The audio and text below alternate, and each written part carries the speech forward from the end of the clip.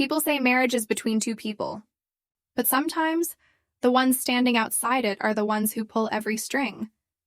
I didn't realize that until the night my mother-in-law looked at me, her smile perfectly polite, her tone soft as sugar, yet every word cut clean as glass.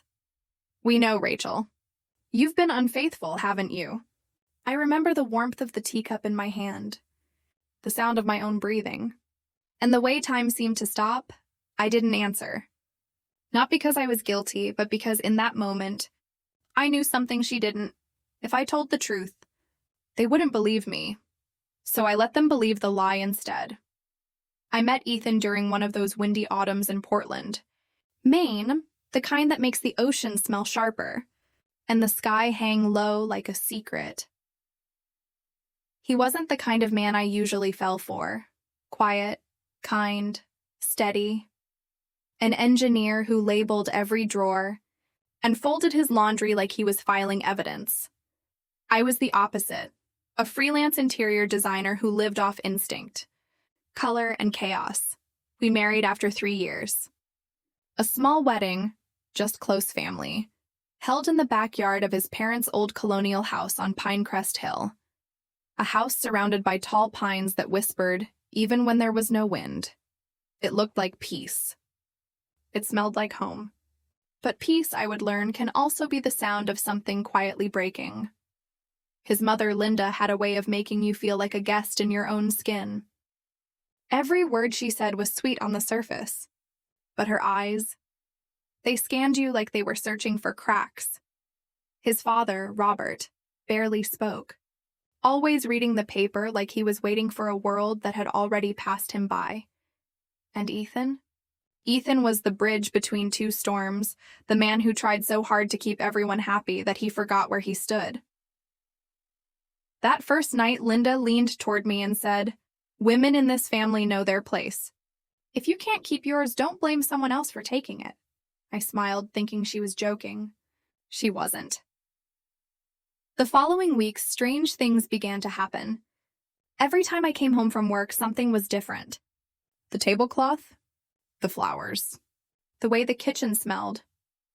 Once I came home early and found Linda in the kitchen wearing gloves, wiping down the shelves one by one. "You don't have to do that, Mom," I said gently. "Oh, it's just a habit," she smiled. "A clean house keeps a man happy." Ethan came home later, kissed her cheek, and laughed when I mentioned it. "She's just trying to help, Rachel.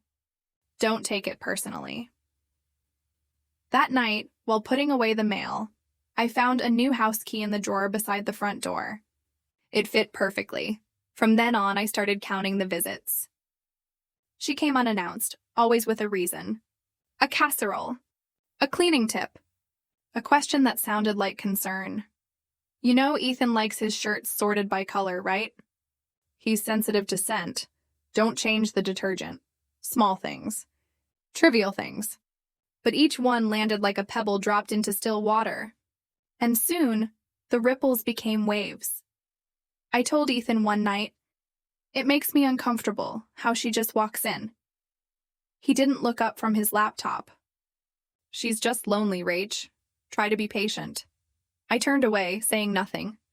Outside, the wind moved through the pines, and for the first time the sound made me shiver. I used to believe silence meant safety. That quiet meant peace. Now I know, silence can also be the sound of fear holding its breath. When I got pregnant, Linda's visits became routine. She brought vitamins, rules, books, and lists written in her perfect looping handwriting. Foods a Patterson woman should eat. Things to avoid for the baby's health. Family traditions to maintain. Every note felt like a quiet claim over something that wasn't hers. Ethan said she was just being helpful.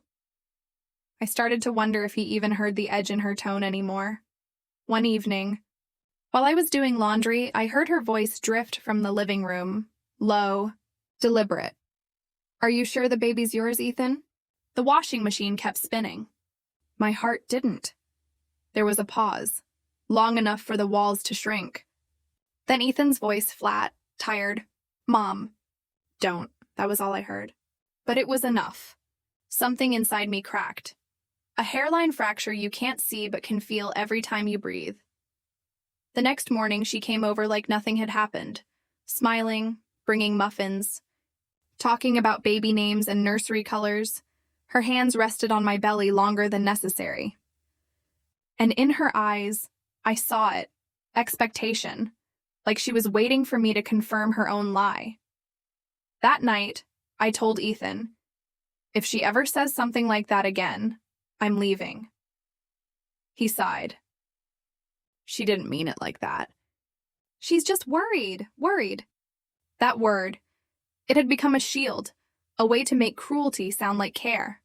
I didn't answer.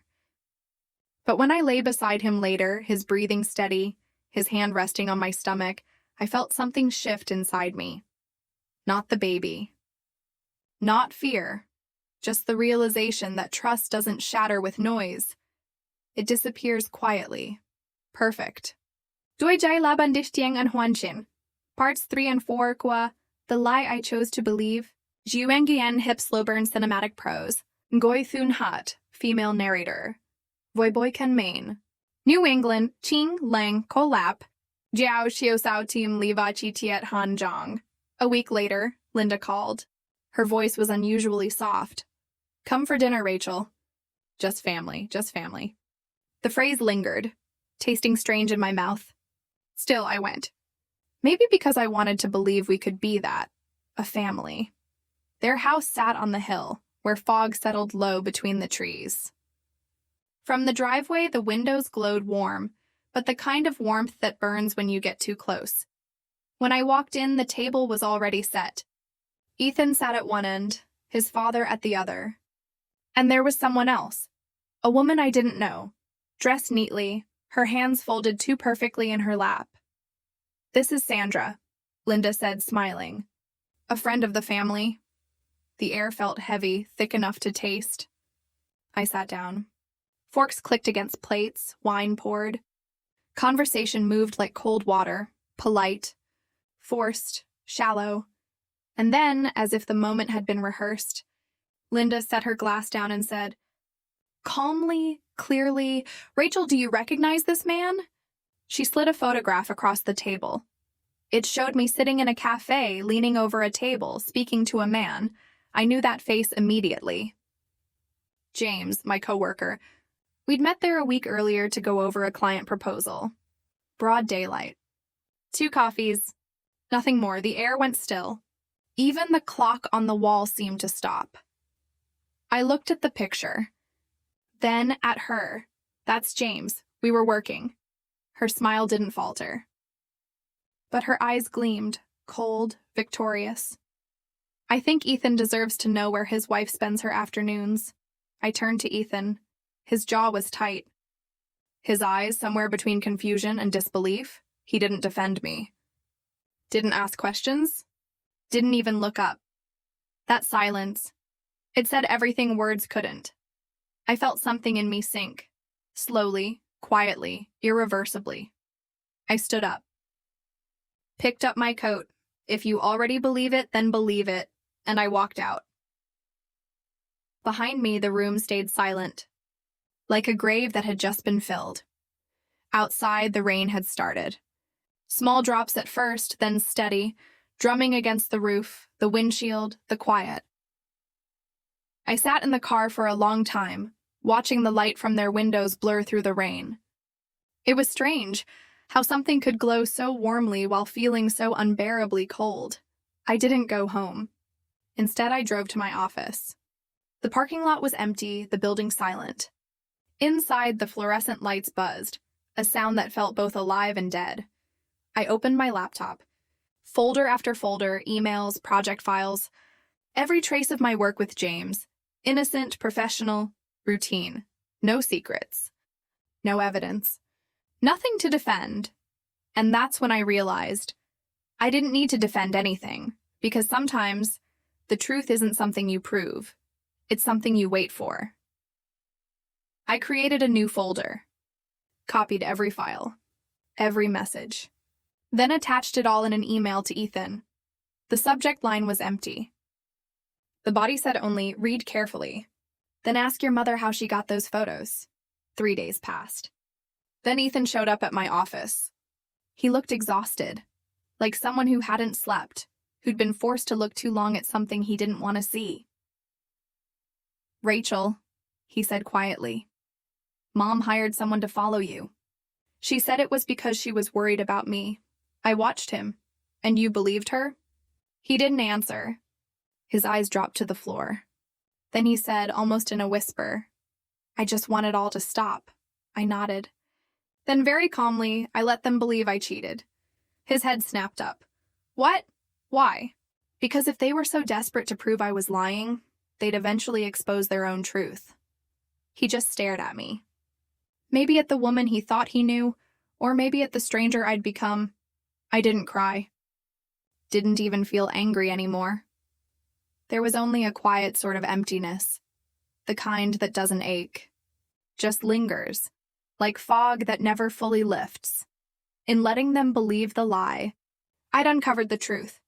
But somewhere along the way, I'd lost the man who once believed in me without question. News travels fast in small towns. Whispers move quicker than wind through pines. Soon, everyone in Ethan's family knew what his mother had done, what I'd allowed them to believe. No one said the word sorry. But guilt has a sound, a quieter kind of silence, the kind that trembles when you breathe. Linda didn't call. Instead, she sent a gift basket to the house. Diapers, baby clothes, and a handwritten card for our grandchild. "Let's put this behind us." I held the card for a long time. The ink had smudged, but the meaning was still sharp enough to cut. Ethan tried to fix what was already broken. He cleaned the house, cooked breakfast, kissed my shoulder like routine could erase distance. But his touch no longer reached me. Every gesture felt borrowed, like we were two strangers rehearsing love. One night, I asked him quietly, "Did you ever truly believe me?" He looked at me, eyes tired, caught somewhere between regret and surrender. After a pause, he said, "I just wanted to believe everything would be okay." That was when I knew. It never would. Because in marriage, once someone chooses comfort over truth, the story is already over. 3 months later, I gave birth to our daughter. A girl. We named her Clara. It means light. Ethan cried when he held her. I didn't. I just watched the way his hands trembled, how his tears fell on her blanket, how something beautiful could still exist between two people who'd quietly stopped believing in each other. When we brought her home, Linda didn't come.